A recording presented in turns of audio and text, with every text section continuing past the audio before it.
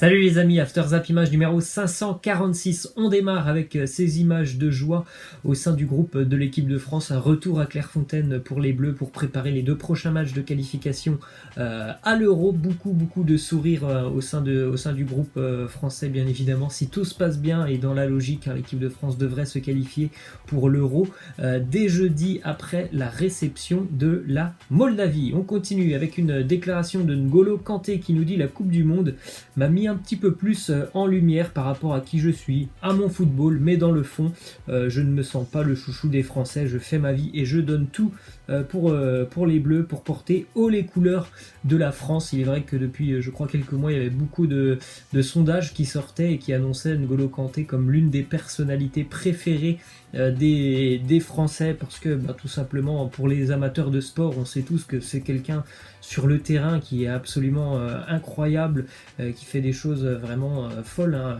N'Golo Kanté sur le terrain, et qu'en plus de ça, en dehors des terrains, c'est quelqu'un de très appréciable, avec une humilité assez incroyable. C'est rare dans le milieu du football. Ensuite, une déclaration de Didier Deschamps qui nous dit: Marcus Thuram fait partie des joueurs que l'on suit, et même s'il n'y avait pas son papa qui s'appelait Lilian, on le suivrait quand même. Donc il est vrai que Thuram fait de très bonnes choses avec le Borussia Mönchengladbach. Il est en train d'entrevoir l'équipe de France.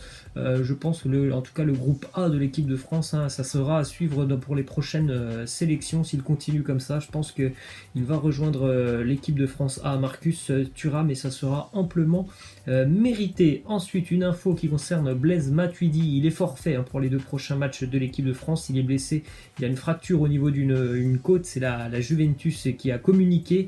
Donc pas de Blaise Matuidi pour les deux prochains matchs de l'équipe de France. Le remplaçant, il est connu, hein, c'est Matteo Guendouzi qui va faire son retour. Il avait déjà remplacé Paul Pogba, si je ne me trompe pas, lors de la dernière sélection avec l'équipe de France. Donc Guendouzi de retour avec les Bleus pour suppléer l'absence de Blaise Matuidi. Une déclaration de Didier Deschamps sur Anthony Martial. Il nous dit: il a enchaîné pas mal de blessures. J'ai voulu l'appeler 2 ou 3 fois, mais il n'a pas pu répondre au rassemblement. Là, il est revenu il n'y a pas si longtemps.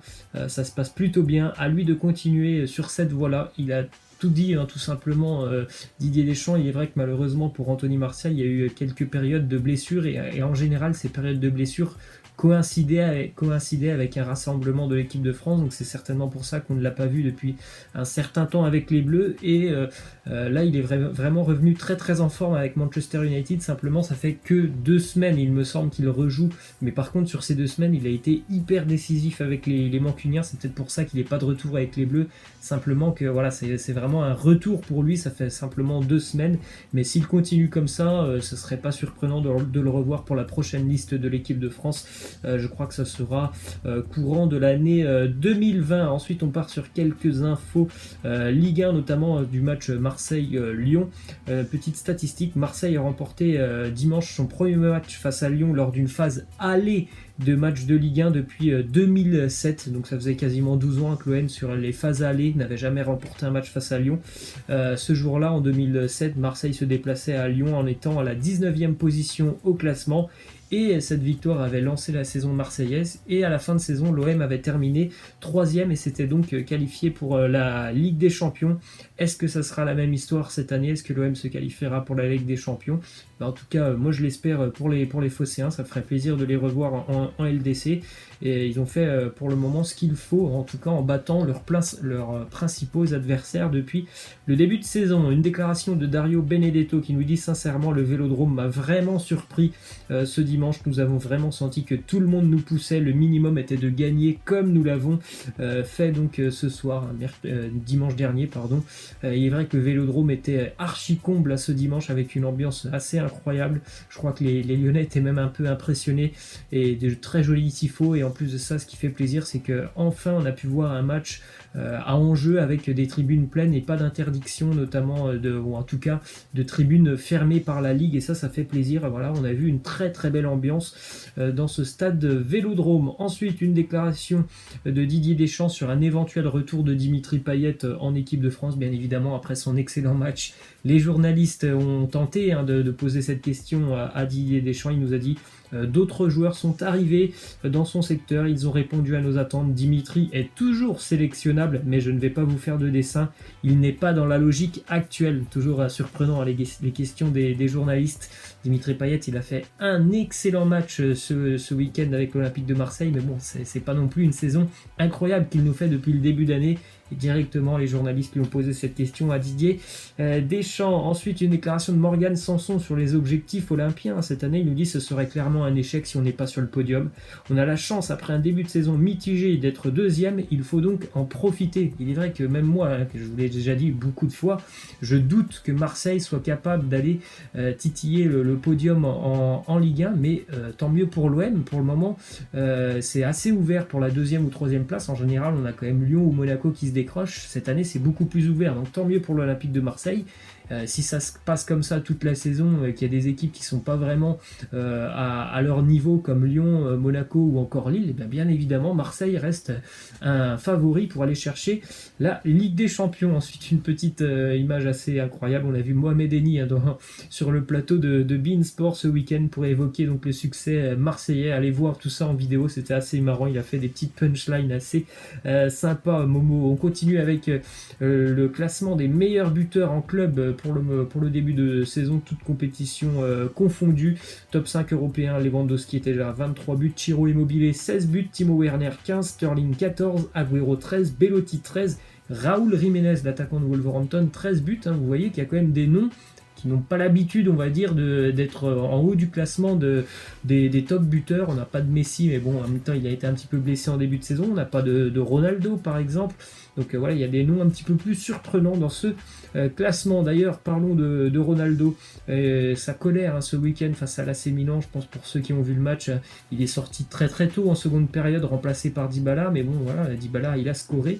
Donc c'est un choix payant finalement pour Maurizio Sarri. On l'a vu directement quitter le terrain, il s'est pas assis sur le banc de touche. Cristiano Ronaldo, il est retourné au vestiaire et on a même appris qu'il avait directement aussi quitté le stade avant la fin du match.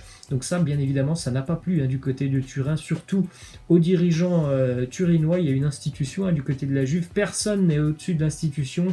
Malgré que ce soit Ronaldo, il n'est pas au-dessus de l'institution. Donc il devra s'expliquer par rapport à tout ça. Cristiano Ronaldo, ça n'a pas plu, tout simplement. Le fait qu'il ne s'assoit pas vers ses coéquipiers. Et en plus de ça, il a quitté le stade assez rapidement et même pendant le match. On continue avec une info du côté de l'AC Milan. Franck Kessié pourrait quitter les Milanais dès cet hiver. Le milieu ivoirien pourrait rejoindre l'Angleterre et Wolverhampton dès le mois de janvier. Statistiquement, depuis qu'il a quitté l'Atalanta, on attendait vraiment une confirmation pour Franck Kessié. Statistiquement, c'est plutôt pas mal. Il marque assez quand même avec l'AC Milan, mais c'est pas ce qu'on lui demande prioritairement, Franck Kessié, de marquer. Il a jamais réussi vraiment à s'imposer en tant que titulaire indiscutable. Il joue beaucoup, mais il est toujours un petit peu remis en question. Franck Kessié, on attend toujours un petit peu plus de lui, donc c'est pour ça il fait pas l'unanimité du côté de Milan. Il pourrait quitter le club dès cet hiver et rejoindre donc l'Angleterre, Wolverhampton et l'AC Milan. Il y a de très très bonnes relations entre les deux clubs. D'ailleurs, en Angleterre, une info, Unai Emery a été conforté dans ses fonctions par la direction devant l'ensemble des salariés du club. On voit bien que Arsenal, il y a quand même de très mauvais résultats depuis quelques semaines, mais on continue de faire confiance à Unai Emery. C'est assez surprenant, il y avait beaucoup de rumeurs. Est-ce que c'est vraiment l'homme de la situation, Unai Emery, avec les Gunners? J'en suis pas sûr. C'est toujours une équipe, les Gunners, qui manquent cruellement de caractère sur le terrain, et ça depuis de nombreuses années. Ensuite, petites infos, Ligue 2, hier le Racing Club de Lens s'impose 2-1 du côté de Rodez. Les Lensois qui vont donc poursuivre une série maintenant, 9 matchs d'invincibilité en Ligue 2. La dernière défaite, c'était le 24 août face à 3, donc quasiment quand même 3 mois que Lens n'a plus perdu en Ligue 2. Et autre stat aussi assez intéressante pour le Racing, c'était la 4e fois donc qu'ils sont leaders en 166 journées de Ligue 2, donc depuis la dernière descente de Ligue 1, c'est seulement la 4e fois qu'ils sont leaders, et en plus de ça, c'est la première fois qu'ils sont seuls en tête, les Lensois, cette saison. C'est assez serré, mais oui, ils ont bien un point d'avance, le Racing, en ce moment, donc ils sont leaders. J'espère que c'est enfin la bonne année pour Lens, qui pourra peut-être remonter en fin de saison. On continue avec le nouveau maillot extérieur de l'Italie, comme le maillot domicile de la Squadra Azzurra. Il est vraiment magnifique, le blanc. Je ne sais pas si vous allez bien voir à l'image, mais il y a beaucoup de motifs dans le blanc blanc, là c'est pas simplement un blanc, blanc tout simple. On continue avec une déclaration du Jürgen Klopp qui nous dit 9 points, on ne pouvait pas imaginer que cette situation allait arriver, mais ce n'est pas important car qui veut être leader au début du mois de novembre? Tu veux être premier en mai et pas au début novembre. Il a totalement raison. Ce qu'on retiendra, c'est si Liverpool est champion à la fin de saison. Ensuite, une déclaration de Mourinho justement sur le titre en Première Ligue. Il nous dit pour moi c'est fait, à moins que quelque chose de dramatique au niveau des blessures arrive. City est capable de gagner 7 ou 8 ou 9 matchs d'affilée, mais je ne vois pas comment Liverpool pourrait perdre cette avance de 9 points. Laissez-moi en commentaire si vous êtes du même avis que José Mourinho. Est-ce que pour vous c'est déjà fait? Liverpool sera champion. On se rappelle que l'année dernière ça avait été un petit peu la même chose à la mi-saison et puis City a fait une deuxième partie de saison assez incroyable. Donc bien évidemment je pense que rien n'est terminé en Première Ligue. Voilà, moi je vous laisse, je vous dis à la prochaine. Ciao.